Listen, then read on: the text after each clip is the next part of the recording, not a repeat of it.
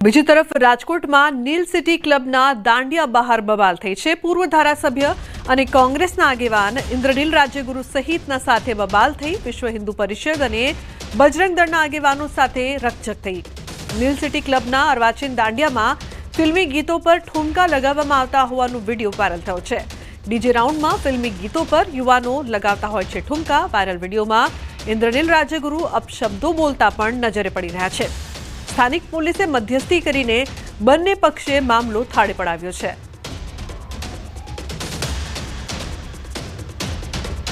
કચ્છના ભુજમાં ગરબામાં વિધર્મીને લઈને વિવાદ સર્જાયો છે। વીએચપી અને બજરંગ દળે હાથ ધર્યું ચેકિંગ। શિવાલિકના ગરબામાં ચેકિંગ કરાયું। વિધર્મીઓને એન્ટ્રી ન આપવા આયોજકે ખાતરી આપી।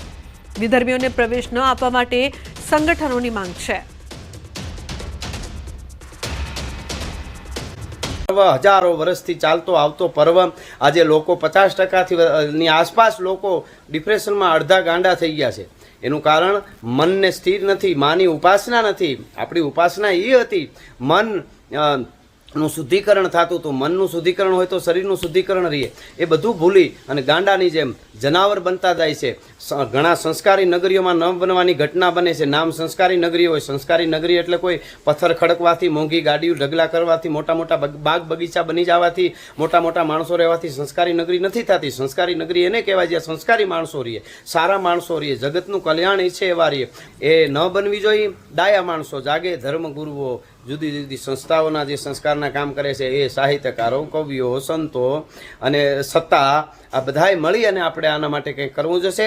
આમાં એવી વાત આવે છે કાયદો નથી આના માટે। જે ન બનવાની ઘટનાઓ બને છે, ગરબાના ગ્રાઉન્ડમાં અશ્લીલતા ફેલાવે છે, કાયદો તો હોય ને ન હોય તો પછી કોઈને લઈ આવવો પડે। આવું પણ કરવું પડે। હાવ આવું કરે તો એને તતડાવી બાવડા ચાલીને ઘર ભેળા કરી દેવાય। પણ મારું કહેવાનું એ છે કે આપણે આપણા સંસ્કારને જાળવીએ।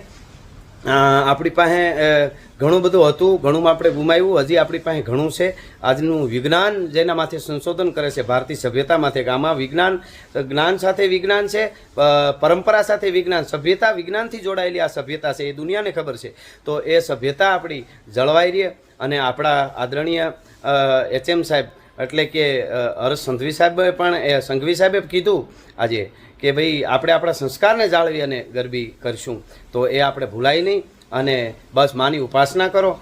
બધાય રમો, કોઈ જ્ઞાતિ જાતિ બધું આપણે ભૂલી જઈએ। માની ઉપાસના માટે શું જ્ઞાતિ જાતિ હોય, પણ ભક્તિ ભાવમાં ડૂબી અને આપણે રમીએ। અને માની ઉપાસનાના આ દિવસો એક વર્ષે એકવાર આવે। આવતી નવરાત્રિ આપણે હોય ન હોય, ક્યારે કોણ ગોટો વળી જાય કાંઈ નક્કી નથી। આ ઉપાસના એ જગદંબા સાક્ષાત કણે કણમાં બેઠી, ન જાગે ન સોવે ન હલે ન ડોલે, ગુપતિ ન સતી કરંતી કિલોલે, ભુજાલમ વિશાલમ ઉજાલમ ભવાની કૃપાલમ ત્રિકાલમ કરાલમ દિવાની ઉદાનમ ગપાનમ સેહીન સેહીન માતાન તાતાન ભ્રાતા સનેહી વિદેખાન દેખાન રૂપાન રેખીન માયાન કાયાન સાયા વિશેખી ઉદાસીન ગાસીની વાસીન મંડી, હેમાં તું કણે કણવા તોહી સાયરા નીર ગંભીર ગાજે, ભીડે આંકડા વાંકડા નાટ સાજે, દરિયાના હિલોળામાં લોઢમાં તું સો, કણે કણમાં તું સો, લીલી ચાદર ઓઢીને ધરતી માથે માઈ તારી ઓઢણી છે। એ ભગવતીની સાથે તાર જોડાઈ આપણી સભ્યતાને હાચવીએ અને સભ્યતાને બગાડવાની કોશિશ કરે એને મોઢા ઉપર મૂકો મારીએ અને આપણા સંસ્કાર અને સંસ્કૃતિ જાળવીએ।